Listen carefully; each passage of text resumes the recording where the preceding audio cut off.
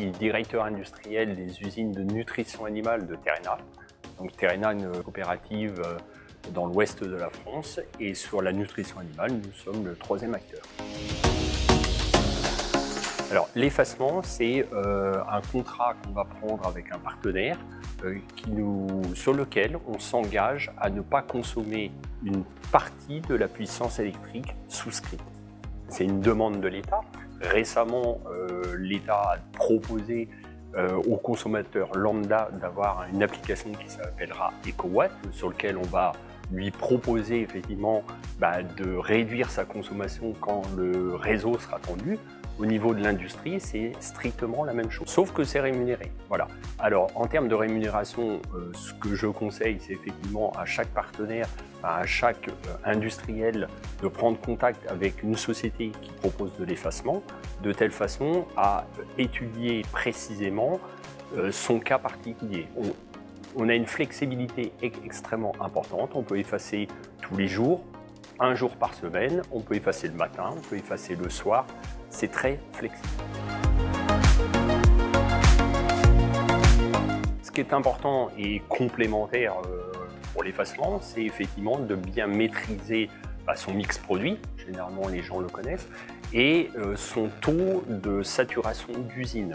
Donc en fonction des jours, en fonction des semaines, en fonction des mois, effectivement, on va être susceptible d'avoir des jours où on aura moins de production. Ces jours-là, on est susceptible éventuellement de libérer du temps de l'usine pour éventuellement faire de l'effacement et en complémentarité, profiter pour faire de l'entretien au niveau de l'usine.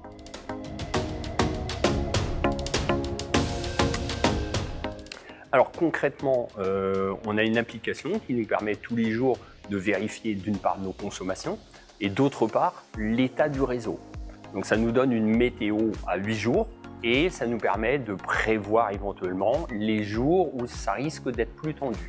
Dans le concret, on est prévenu J-1 jusqu'à 20h30 pour le lendemain. Et les deux plages ou la plage sur laquelle on s'est engagé à s'effacer, qui peut être de 2 heures ou qui peut être de 4 heures. Alors, ce qui m'a amené à avoir ce projet-là, c'est d'une part effectivement la rémunération qui était effectivement un petit gain substantiel, et ça permet aussi de maintenir au niveau de l'usine une productivité maximum, de telle façon à expliquer aux gens qui conduisent l'usine que lorsqu'ils descendent sur un taux de saturation de 80%, forcément en termes de ratio consommation d'électricité par rapport à la tonne produite, on va également augmenter. Donc l'idée, c'est effectivement de rester tout le temps saturé et avoir une organisation de travail qui permet, pendant 2 heures, de faire carrément autre chose. Alors le conseil, c'est effectivement qu'ils prennent contact avec une société qui propose de l'effacement, de telle façon à regarder les périodes les plus propices pour effectivement faire de l'effacement, quitte éventuellement à remettre en cause leur organisation.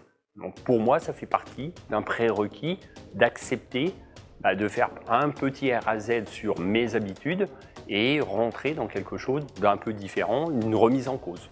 C'est complémentaire aussi d'un axe important horizon 2030-2050 avec donc la réduction de bilan carbone.